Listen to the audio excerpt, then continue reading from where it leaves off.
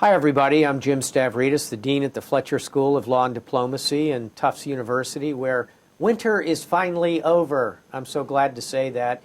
We're now starting to see the first buds of spring, but I just got back from a wonderful conference in Austin, Texas, called South by Southwest. And it's an interactive conference, also has some music. It also has a great group of Fletcher alumni. And so while I was in Austin, Texas, talking about cybersecurity, I met with a great group of Fletcher alumni, and they are forming a club in Austin, Texas, which is kind of exciting. One of these alumni is Dr. Patrick Meier, who has just written an absolutely terrific book, Digital Humanitarians, How Big Data is Changing the Face of Humanitarian Response, which I highly commend. These are two incredibly important streams in international relations, big data, humanitarian ops. This is a book about how they come together. Patrick, welcome. Thanks so much for having me, Dean. Well, tell the story of how your wife was trapped in Haiti during the earthquake and you used big data as part of creating a disaster map. Yeah, happy to. It all started here at the Fletcher School in January 2010 when this devastating earthquake struck Port-au-Prince, and learned the news when I was in my dorm room at Blakely Hall, and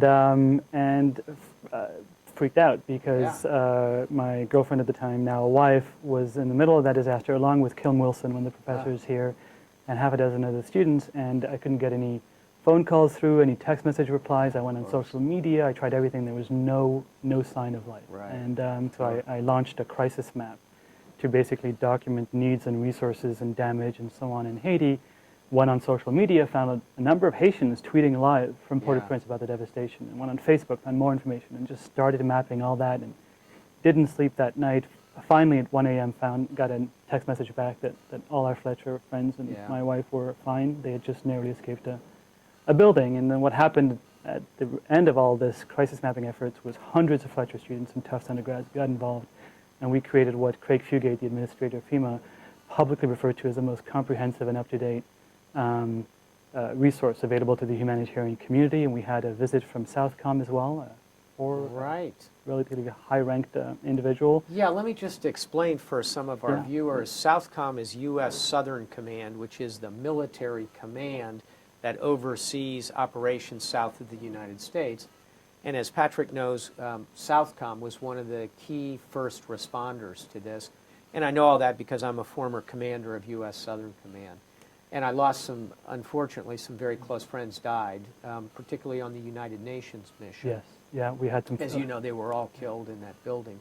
So talk to me a little about how crowdsourcing is part of this, and explain, if you would, how that works. Sure, and I should also mention that the U.S. Marine Corps made use of the crisis map we produced here at Fletcher, and according to them, in an email we were able to make public later, they were able to save hundreds of lives as a result of this crowdsourcing effort. And we had to use crowdsourcing because there was too much data. Sure. I couldn't keep up on my own. A few colleagues and friends of mine couldn't keep up on our own.